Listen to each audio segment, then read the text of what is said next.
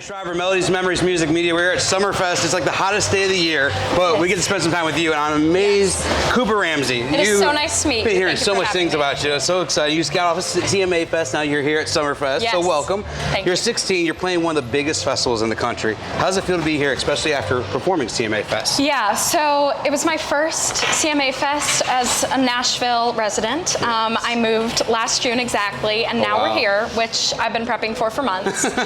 It is still kind of unreal. You know, we've been walking around and I've been backstage and I've been like, is this really me? And to be, 16 and doing it is like every young artist's dream, and I'm just so grateful and so proud that I can be here. Is there anybody on the lineup you're looking forward to seeing today, maybe? Or? Oh, I'm really excited for Shaylin and Billy Currington. Yes. They're two of my inspos. Now, So, did you get a chance to come last night? I know Hosier was here last night. I know, I love saw your video with your dad. I laughed my butt off with that. Oh yes, Dad went viral singing the Hosier riff. But, I love that. No, we weren't able to come in last night. I've been really resting, getting prepped. Yeah, too. So I was kind of looking at your socials. That's what I saw about your dad. You were at the Brat Stop in Kenosha yesterday. Yes, we were. That's right down the street. Actually, I had a rehearsal dinner there, so delicious. It was amazing. But did you try any Wisconsin traditions, or what did you think about the experience there? Well, I actually have a lot of family from here. My dad's whole side is from the Midwest, and my grandfather's from Fort Atkinson. So we're super local on that side. So I had already had all the classics, but we had some cheese curds, we had some brat,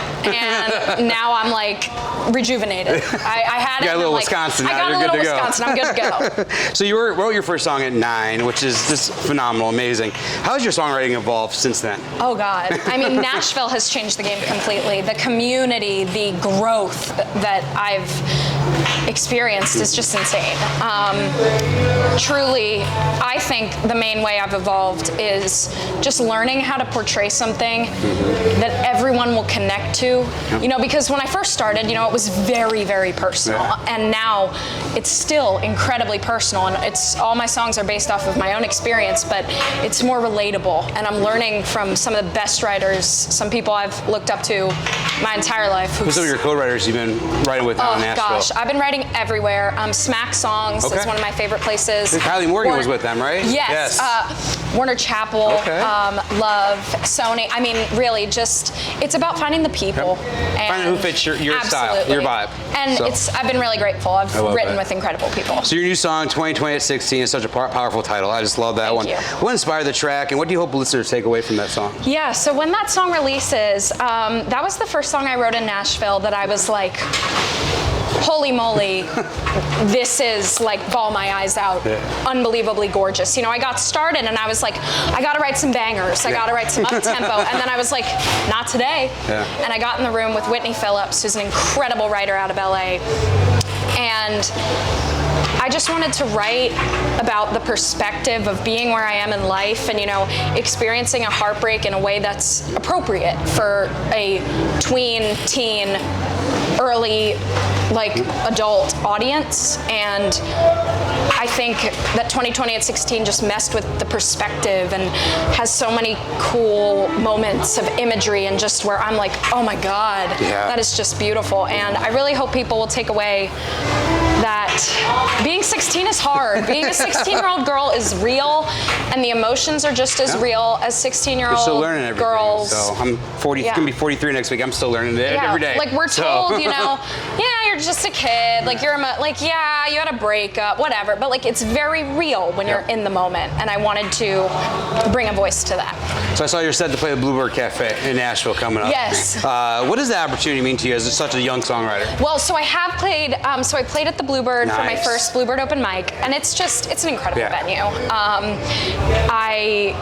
There's just so much history there. It's unbelievable. When you walk in, you're like, you get nervous walking in there, and it's so old and tiny, but it's so big at the same time.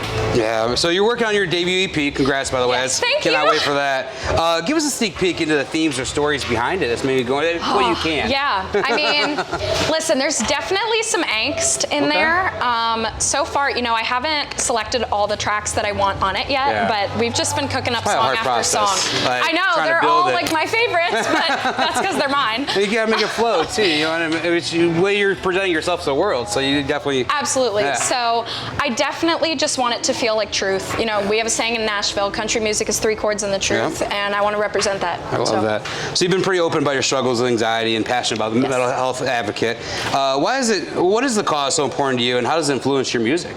Yeah, so my OCD and my anxiety, especially in my tweenage years, was extremely difficult to handle, and music has always been my outlet. I've sung for as long as I can remember, and I started really writing poetry as an outlet as I got older. And it just brought some tranquility into a time where I was really confused, and I want to be a voice for kids with OCD and anxiety. There is still a stigma around it. I don't want there to be. It is incredibly difficult to grow up with it, and you feel like you're weird. I grew up in the 90s, so that stigma was huge. And I mean, it literally was put your headphones on, your bedroom, put on a good old cassette or CD when they first came out. and you escape the music, and that's the best way. You're making me feel very young. But yeah, I think it's just very important that young people really start the call to action for other young people. I appreciate what you're doing. Like I said, I wish I had somebody like you when I was younger, because honestly, young kids need to see another person with the same struggles. Absolutely. So you've accomplished so much at 16. Looking ahead, what's dream or one goal you have that you're chasing? My big goal, I want to play to a huge crowd and have them know the words to my songs. See them sing them back. That would mean the world, because that would mean that my music has impacted people, and that's how music impacts me. So, and then, you know, some more short-term stuff. I would love to open for some of my idols. Who's your idols? Who do you have? I have so many. I mean, my older country idols are like George Strait, Dolly, Tom Waits. Newer, like Morgan, Kelsey, and, you know, non-country, like I'm a huge Kesha fan. I know it's random, but amazing. Really just, I want to get my music out there in the world. I love it. Well, guys, Cooper Ramsey, keep an eye out for the EP, probably later this year, maybe, hopefully. I would hope so, yes. Right. She's getting ready to take the stage here at the U.S. Cellular Stage at Summerfest, so check her out. Amazing, thank you. Thanks, guys.